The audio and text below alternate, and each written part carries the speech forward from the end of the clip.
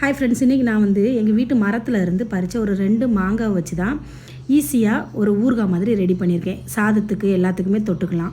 அது எப்படி பண்ணலான்னு வாங்க பார்க்கலாம். அதுக்கு நான் அந்த 2 மாங்காவும் தொலியை நல்லா சீவி எடுத்து வச்சுட்டு கொஞ்சோண்டு இஞ்சியும் கட் பண்ணி வச்சுட்டு கொஞ்சம் கருவேப்பிலை, இதுக்கு வெங்காயம் எதுவுமே போட வேண்டாம்.